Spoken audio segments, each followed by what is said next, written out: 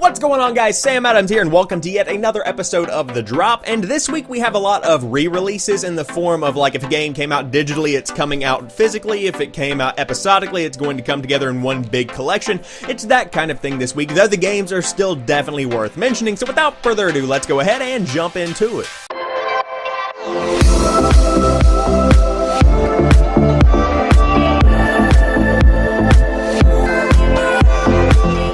So, to kick things off this week, we have Poochy and Yoshi's Woolly World for the Nintendo 3DS. What a title that one is.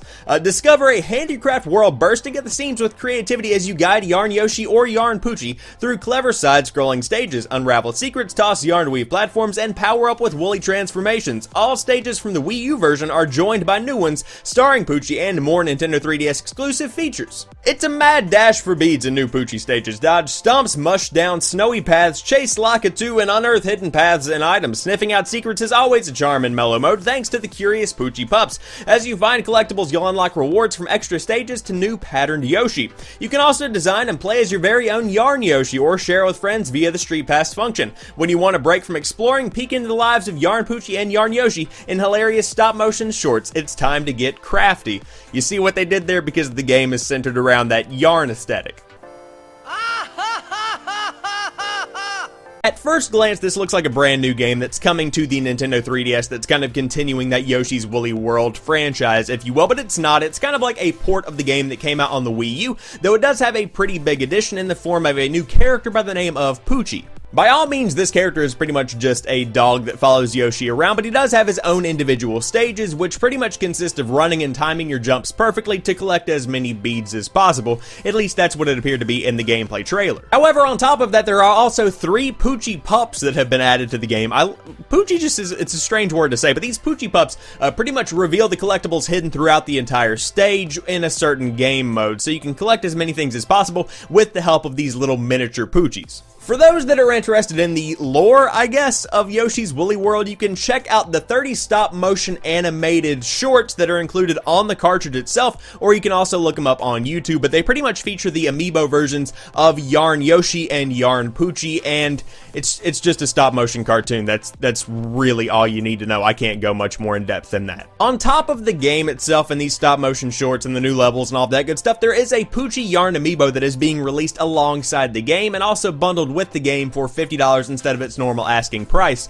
Now, this is a full-fledged amiibo, and it is going to pair pretty well with that Yoshi Yarn amiibo that was released with the full release of Yoshi's Woolly World back on the Wii U a couple of years ago. Now, Poochy and Yoshi's Woolly World is actually doing, I love saying that name, it's actually doing something right here because it is including all of the levels from the Wii U version of the game, and the graphics aren't that downgraded. That might be insulting to the Wii U, or it might lift up the 3DS, but the game still plays well, and it's pretty much getting about a 7 or a 6 out of 10, so it is a pretty good purchase. It's not the best of games, it's not the worst of games, but it is going to be fun if you do choose to go out and play it, especially if you're a fan of the original Yoshi's Woolly World. Next up, we've got Hitman, the complete first season, coming to the PlayStation 4, the Xbox One, and the PC. Released in a Day 1 edition steelbook, Hitman, the complete first season will deliver the ultimate physical version of the game with over 100 hours of gameplay.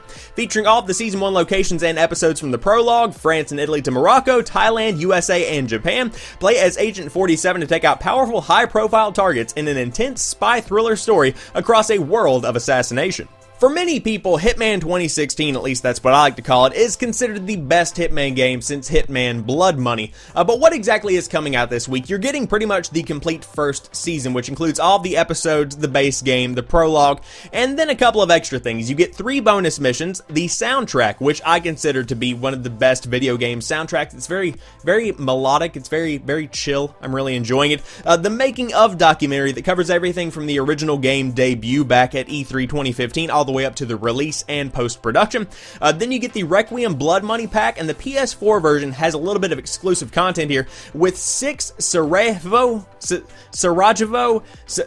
Sarajevo 6 missions, pretty much just 6 extra missions that are exclusive to PlayStation 4 players. So as far as the release for the game this week, you're getting the base game, you're getting all of the extra content and episodes that have come out, you're getting all of the exclusive target missions that are you're getting all of it for the first season. That's pretty much the release this this week, but I want to talk for just a second about the episodic release of Hitman 2016 because that was a fantastic choice and one that a lot of developers are kind of shifting towards, and one that I believe is going to be the future of the gaming industry overall. To periodically release new content for the game has given developers a new freedom to work on their projects up until the very last second, and it definitely gives them time to work on stuff after the release and save money on patches and also make the game appear more together rather than having to patch out some glitches here and there because there wasn't simply time to do a double check. You know, it just gives them more time to perfect their product before releasing it to the public.